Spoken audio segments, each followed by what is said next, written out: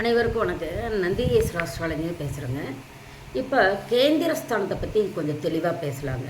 அந்த பின்னாடி வந்துங்க, அந்த நான் சொன்னது பின்னாடி நான் உங்களுக்கு பதிவிட்டிருக்கிறேன். அதையும் எடுத்து நோட் பண்ணிக்கலாங்க. லக்னத்துக்கு 1, 4, 7, 10 இடங்கள் கேந்திரஸ்தானங்கள், உபஜயனஸ்தானங்கள்னு சொல்லுவாங்க. அது திரிகரணஸ்தானம்னு சொல்லுவாங்க. இன்னொன்று லக்கணத்துக்கு 1, 5, 9 இடங்கள் திரிகோணஸ்தானங்கள்னு சொல்லுவாங்க. பணபலஸ்தானங்கள் அப்படின்னு சொல்லும்போதுங்க 2, 5, 8 2, 5, 8, 11ங்க.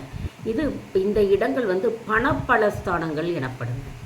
மறைவு ஸ்தானம் அப்படிங்கிறது லக்கணத்துக்கு 3, 6, 8, 12 இடங்கள் மறைவு ஸ்தானங்கள். சுக்கிரனுக்கு மட்டுங்க 12ஆம் இடம் மறைவு ஸ்தானம் இல்லைங்க. சுக்கிரனுக்கு 12ஆம் இடங்க. லக்கணம் ஒருவர் பிறந்த நேரத்தில் 12 ராசிகளில் எந்த ராசி உதயமாகி நின்றதோ அந்த அவரது லக்கணமாகுங்க. அது உதய லக்கணம் அல்லது ஜென்ம லக்கணம்னு கூறலாங்க. ஒருவருடைய ஜாதகத்தில் லாய் அப்படி அப்படின்னு இங்கிலீஷில் இருக்குங்க.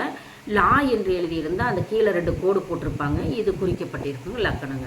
லக்கணம் என்பது ஒருவரின் ஜாதகம் அல்லது ராசி சக்கரத்துலைங்க முதல் வீடு, 1ஆம் பாவம்னு சொல்லுவாங்க. அதிலிருந்து தாங்க எண்ணிக்கை வருங்க. அதாவது முதல் லக்கணமே 1ஆம் வீடாகும். அடுத்த ராசி 2ஆம் வீடாகுங்க. 2ஆம் பாவம் அதற்கு அடுத்த 3ஆம் வீடு, 4ஆம் வீடு, அப்படி 12 வரைக்கும் குறிக்கப்பட்டிருக்குங்க. இது ஜாதகத்தில் லக்கணம்னு குறிக்கிறோங்க.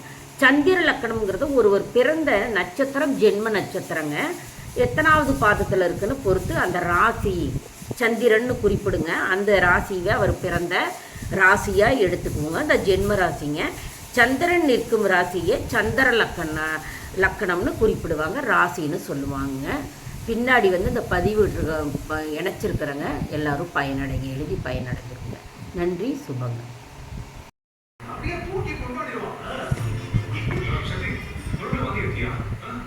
இல்ல